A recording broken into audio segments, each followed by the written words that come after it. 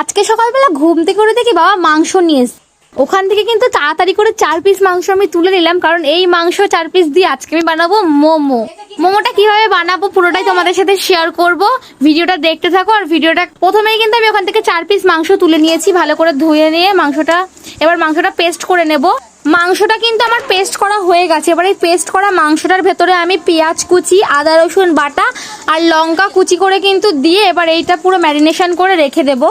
তো আমি এক এক করে সব দিয়ে দিলাম, এবার দিয়ে এটা ম্যারিনেশন করে বেশ অনেকক্ষণ রেখে দেবো, কারণ এখন সকালের দিকে আমি এটা ম্যারিনেশন করছি আর আমি এটা বানাবো বিকেল বেলা, তাই জন্য এটা আমি একবার তুলে রেখে দেবো ঢেকে। তোমরাও কিন্তু চেষ্টা করবে যদি মোমো বানাও তাহলে চিকেনটা এরকম ভাবে ম্যারিনেট করে বেশ কিছুক্ষণ রেখে দেওয়ার, তাতে কি হবে টেস্টটা ভালো হবে, কারণ সবকিছু চিকেনের সাথে অ্যাবজর্ব হয়ে যাবে আর টেস্ট কিন্তু ভালো হবে। তারপরে আমি এখানে এবার ময়দা নিয়ে নিয়েছি, ময়দার মধ্যে কিছুটা পরিমাণ তেল আর একটু লবণ দিয়ে ময়দাটাকে ভালো করে মেখে নেব।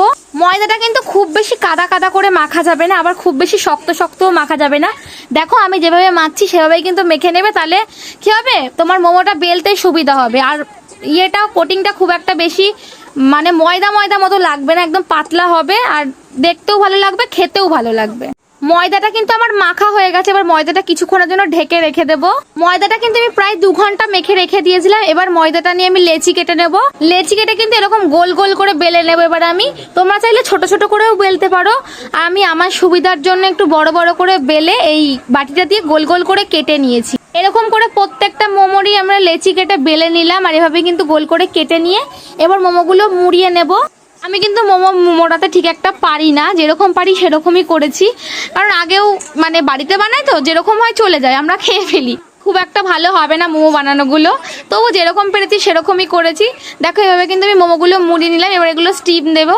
আমাদের বাড়িতে যা ছিল আমি কিন্তু সেগুলো দিয়েই মোমো স্টিমে দিয়েছি। আমাদের কাছে স্টিম দেওয়ার যেই জিনিসগুলো থাকে সেটা কিন্তু আমাদের বাড়িতে নেই। এই যে এটার উপরেই কিন্তু আমি মোমো ভালো করে এটার উপরে তেল ব্রাশ করে তারপরে কিন্তু আমি মোমোগুলো বসিয়েছি, আর খুব সুন্দর স্টিমও হয়েছিল। সবগুলো মোমো কিন্তু আমরা এভাবে স্টিম দিয়ে নিলাম। এবার চলো মোমোগুলো খাওয়ার পালা, খেয়ে বলবো যে কিরকমটা হয়েছে।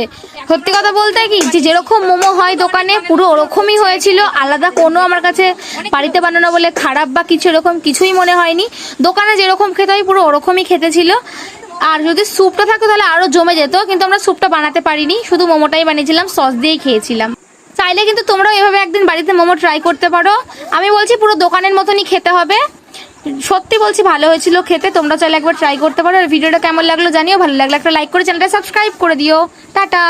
মাত্র 4 পিস মাংসতে দেখলে আমরা কতগুলো মোমো বানিয়েছি, অনেকগুলোই হয়েছিল বেশ, আর খুব টেস্টিও কিন্তু হয়েছিল মোমোগুলো।